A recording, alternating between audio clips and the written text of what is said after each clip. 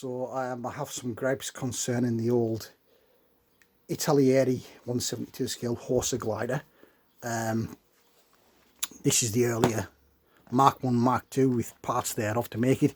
This is the later DD anniversary Mark 1, which only has the parts to make the Mark 1. Essentially, it's the same glider as you've seen in one of the previous videos. I decided to make, rather than fuff about deciding which bits were Mark 1 and Mark 2 parts, I decided to put together, because I've never put one together before, the Mark 1 version, straight out of the box. It's not without its faults and its problems regarding the instruction leaflet, so this might be of help to people who are thinking of building this sort of thing. Now, bearing in mind, I need 3 gliders in the Mark 1 specification for my Pegasus Bridge diorama, which I'm going to be doing at some stage in the future.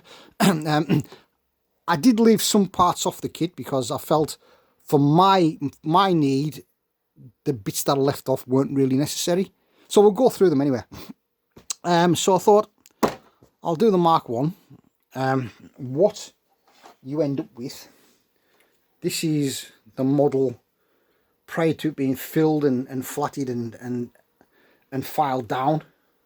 This is kind of what you end up with. That's the kind of size of it. And this is the, this is the cockpit and the glazings to go on. But yeah, it makes up into a nice little aircraft in basically 5 sections: cockpit, fuselage, this back end section, and the wings are kind of 1, 2, 3, 4, 5 pieces that clip into a hole in the top. So the centralization of those wings isn't a problem, but there are problems here and there. Now notice the access and egress doors, the position thereof. Okay, so we'll get the instructions for these. Instructions are fairly straightforward, but unfortunately the 2 sprues are only marked A and B. There are no part numbers on any of the parts on the sprues. So what you have to do, using this bit with the 2 diagrams in, that's the only place where the part numbers identify what's on the sprues. So to me, this seems a waste of time, because not only are you reading the instructions, you haven't to kind of look at the plan and then look at the sprue to find the corresponding part that you need and then check it to make sure it's right. I don't like this particular method. Also, there is a fault in that the way the crew passengers access and egress doors are positioned in this particular model. Now you see, it says, if I fold this over, it says that the fuselage doors are kind of hinged at the bottom to kind of fold down, and inside the door there are integral steps, and then it hinges back up again. That's completely wrong. In actual fact, the Horsa glider passenger doors are integral with the body, and they slide upwards around the kind of circumference of the body, as it were. It follows the line of the body, so they actually slide upwards, kind of like I've done there. They slide upwards, and they're not hinged at the bottom and fold out. Minor problem, but it's very easily rectified. What I also didn't do, for my use, I found the construction of the floor and the seats unnecessary for my purpose, so I've left them out. I've left the glazing, as it were, off the model until I get it painted.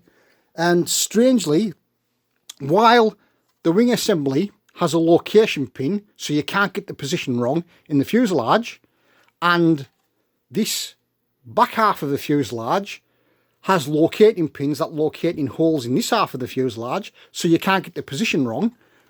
The actual cockpit section has no pin marks, or has no pins or holes, so it's quite easy when you glue your cockpit section on there for it to move as it dries.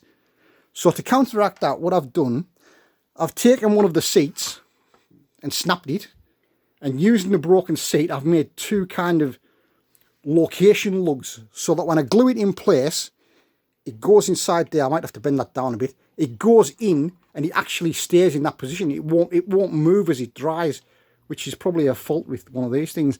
So that's basically how it goes together. To get it to this stage, obviously, yes, I know I need to do something about that. I need to do some filing, etc. To get it to about that stage, it took me about an hour. It would have taken less if I hadn't had to take time to match the illustrations with the part numbers, with the plan, go back through it again and again. Really, the parts should have been, the sprues should have been part numbered like any regular model kit is. So yeah, so that's the Italeri Horsa Mark 1 in this case glider. There are some bits that come with this glider, the Mark 1, to make the Mark 2 version, but they're actually on the plan, they're shaded out and not needed. So if you buy that incarnation, you do get some Mark 2 bits that are not needed. And also on the inside of this door, there's kind of a ghost image to cut out the kind of side loading door, should you want to make that variant. So yeah, went together without too much of a problem, but don't really like the instruction sheet. Good value for money. You know, at the low end, 19 quid. High end, 24 quid, something like that.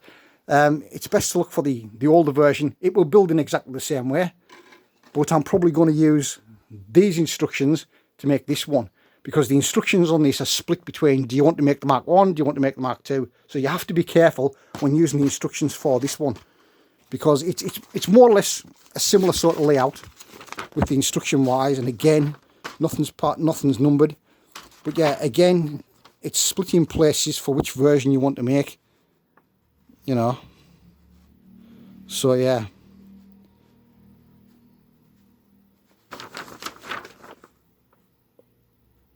So I should be putting them together at some later stage, but I need to get this filled. Oh, also what I've done, for my purposes, I felt it not necessary to put the support arms to the skid.